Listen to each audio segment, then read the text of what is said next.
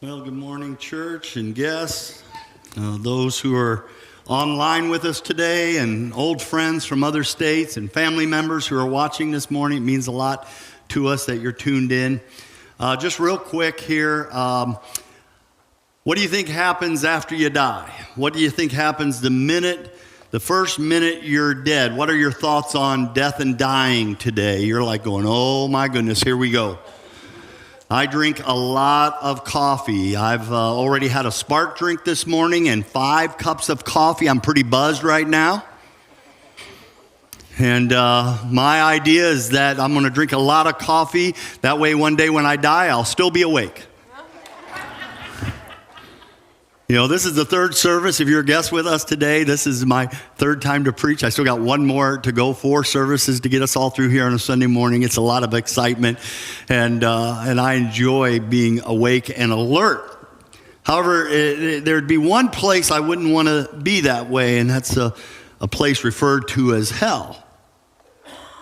Oh yeah, we're going to talk about that today. This isn't a normal theme for us. If you come in, nobody would really describe me as a hell and brimstone preacher, but today I get to be, and I'm a little excited about that.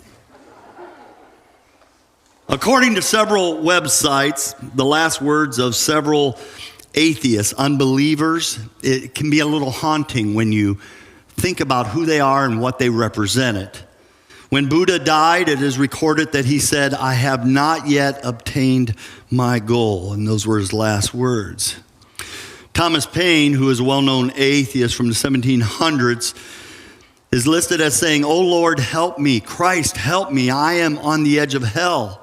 If ever the devil had an agent, I have been one." Voltaire is a well-known anti-Christian atheist. He says, "I have swallowed nothing but smoke. I have intoxicated myself with the incense that turned my head. I am abandoned by God and man." His nurse, by the way, who sat with him all night long, said, "I will never again sit at the deathbed of an unbeliever." She said it was a terrible, terrible night, his crying out. David Hume is also another well-known atheist, a skeptic of religions of all kinds. He cried out on his deathbed, "I am in flames." Now, compare those words with those who were connected to the Lord for a moment.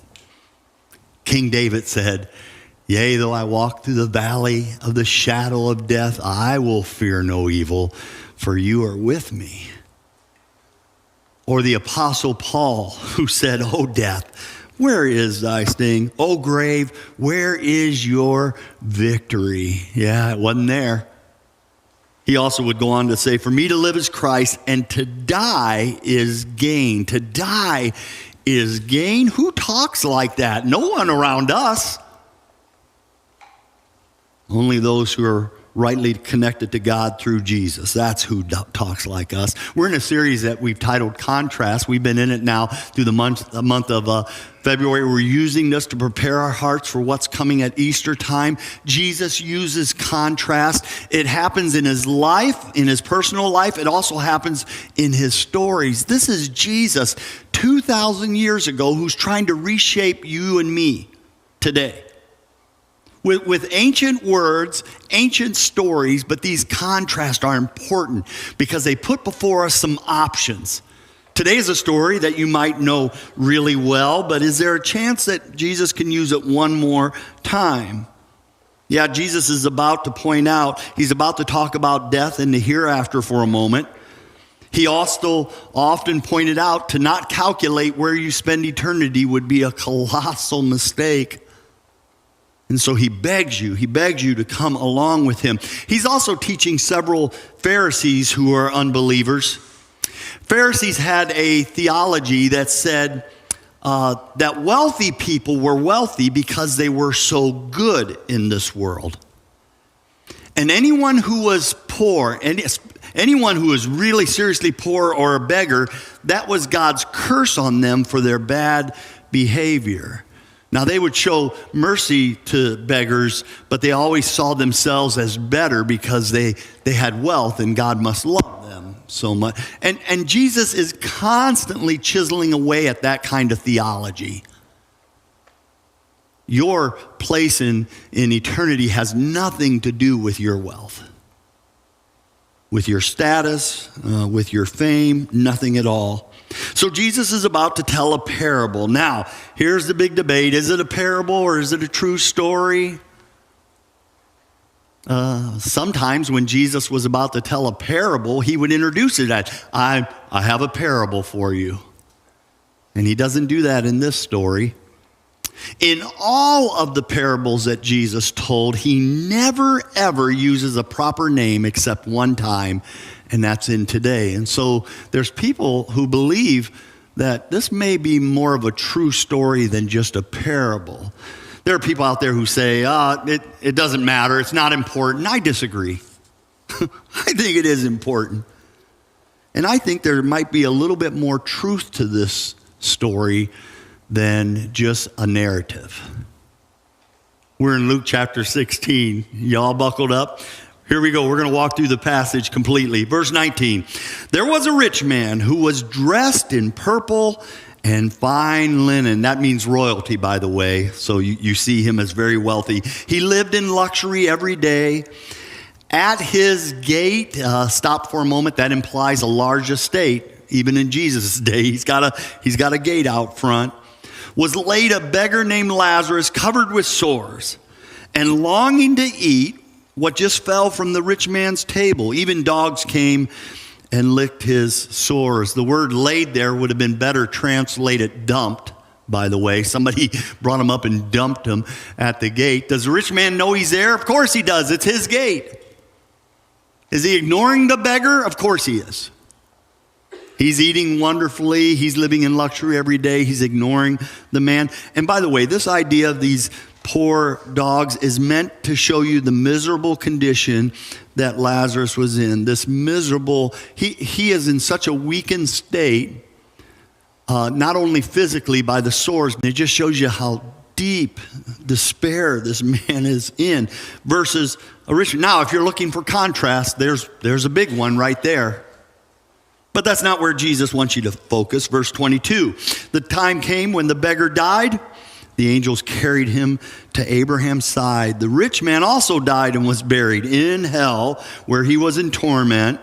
He looked up, he saw Abraham far away, and he saw Lazarus by his side. Okay, ancient Jewish belief was this was a phrase they used often, that when a Jewish person passed away, they'd been carried to Abraham's side, to Abraham's bosom. This is often found on ancient Jewish tombs to this day, inscribed over doorways in Abraham's bosom. So Jesus is just tapping into an ancient phrase to make a point. Are you carried off to Abraham's side? No, you're carried off to Jesus' side to be with God.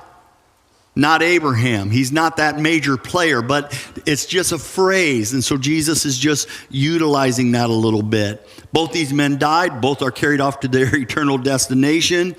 One goes to heaven, one goes to hell. There's a few things. I'm not trying to be mean today, but I really want you to notice a few things in this story. There's no purgatory. There's no mention of a second chance. There's no mention of a reincarnation. There's no mention of a non-existence. Both these men have gone off into eternity, and they are awake, and they are aware, and they are alert. And then there's this idea of hell in this passage. And I know there are even Christian pastors out there who don't believe in hell anymore, and I'm not one of them. Jesus believed in hell, and so that's enough for me to believe in it. Wow, you are all so quiet. Am I freaking you out right now or something? My goodness, relax. If you got Jesus, you're okay. If you don't have Jesus, wear shorts. Okay. That wasn't written in my notes, and I know I'm going to get in trouble for that. I am so sorry. Verse 24.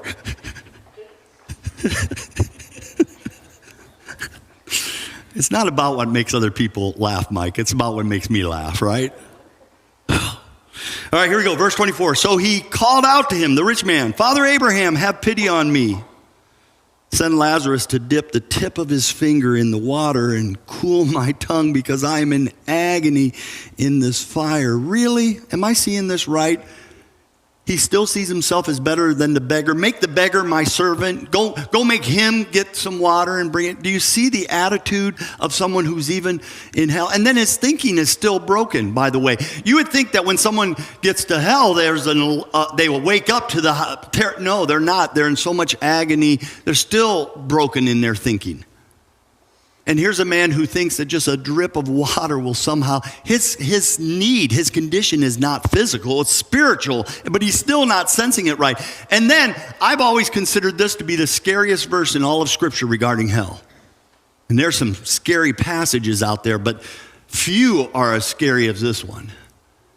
To where a man would say to himself, just a drip would bring me some level of comfort is frightening to even think about.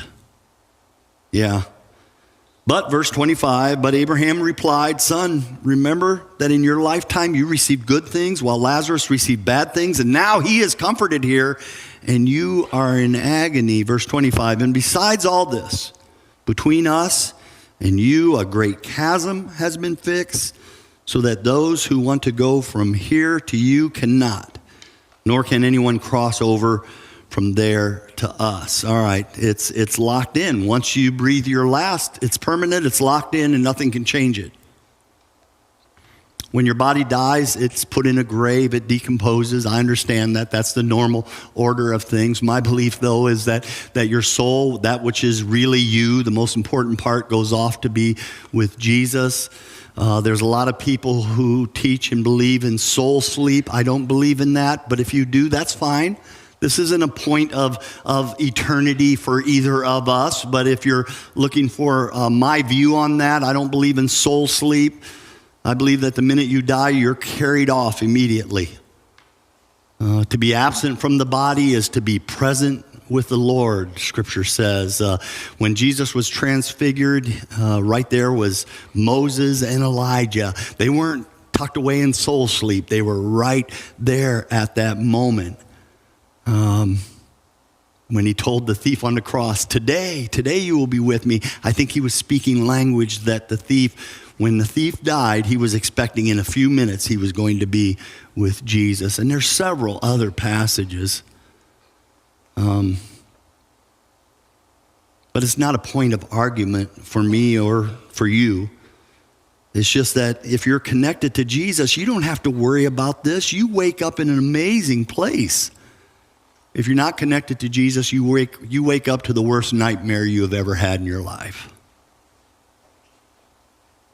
Verse 27. The rich man answered, well, then I beg you, Father, send Lazarus to my father's house, for I have 5 brothers. Let him warn them so that they will not come to this place of torment. This might be the rich man's only redeeming quality. He cares about his brothers, maybe. But what he's saying here is that, boy, if I'd have had more information, I would not have ended up here. That's what he's saying. Look what Abraham's answer to him, verse 29. Well, they have Moses and the prophets. That means they have the written word, by the way. They have the Bible. Let them listen to them. No, Father Abraham, he said, but if someone from the dead goes to them, they will repent. The rich man just said the word is not enough. Boy, those are bold statements, and we hear that today. Boy, if I could only see a miracle, I'd believe. The word that we have, the Bible, is not enough for me to believe. Those are bold words. Yeah, they're spoken from people who are in hell. Verse 31, but he said to them, if they do not listen to Moses and the prophets, they will not be convinced, even if someone rises from the dead. And sure enough, wouldn't that be divine coincidence? Jesus raises a man by the name of Lazarus from the dead. And was it enough for the Pharisees to be changed? Nope. You know what they tried to do? They said, this testimony of Lazarus is too strong. It's giving Jesus too much credibility. We have to kill Lazarus a second time. That was their goal, to kill him a second time. A dead man coming back isn't enough. No. Jesus will come back from the dead too. And for many, that's still not enough proof.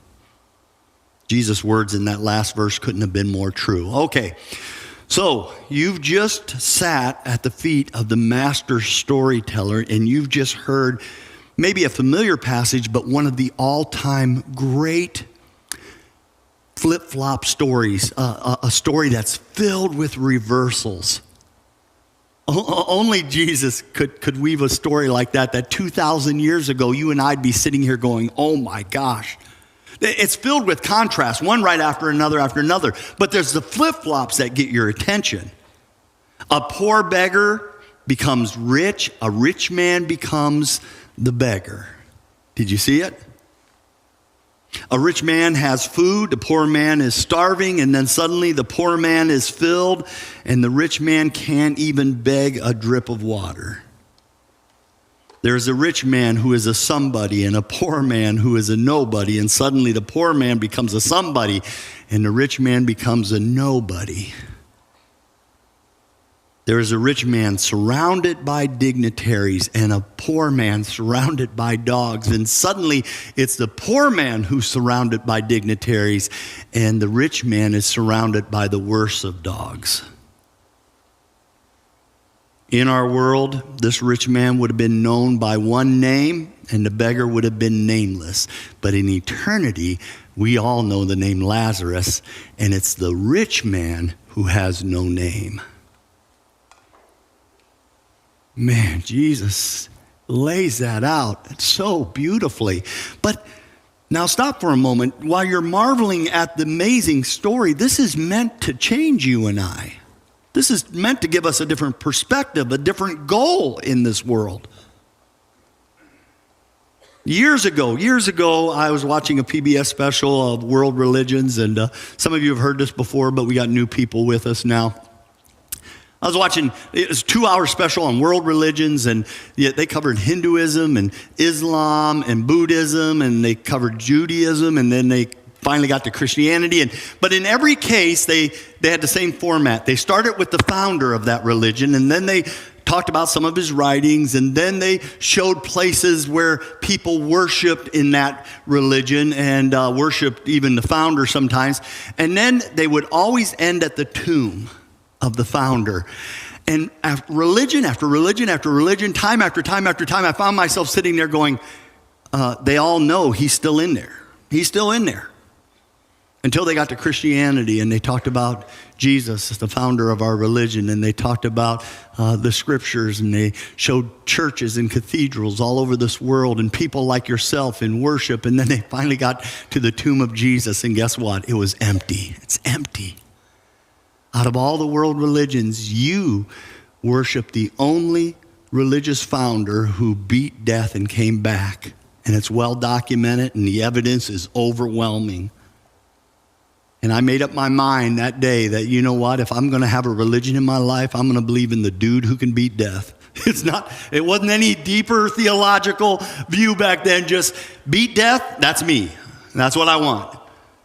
And in this story, Jesus is talking about the one who is not only able to beat death, but is able to carry you across one day. Don't you want to be carried across?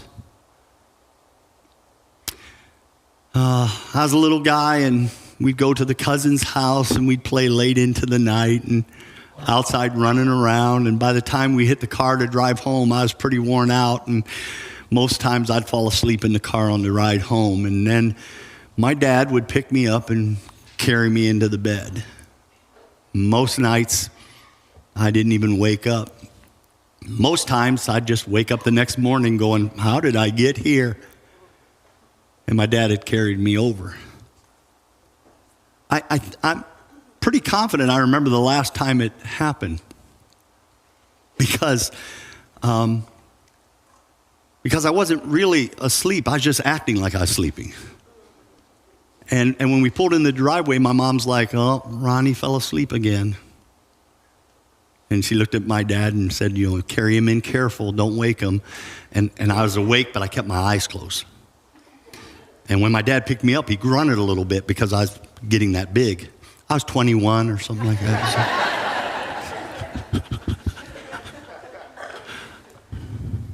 And it just felt so good. Just felt so good to be carried by my dad. And he laid me in the bed, and I opened my eyes, and he goes, "Oh, you." One day, Jesus comes and he just carries you over. You don't have to worry about death.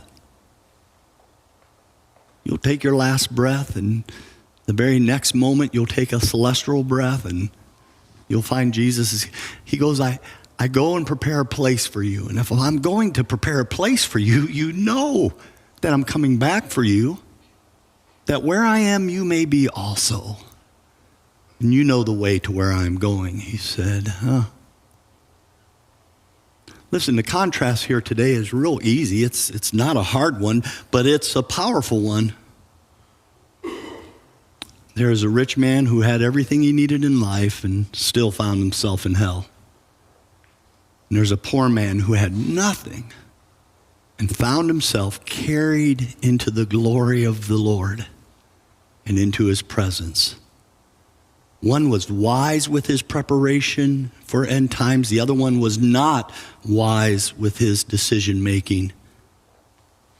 Which one looks more like you today?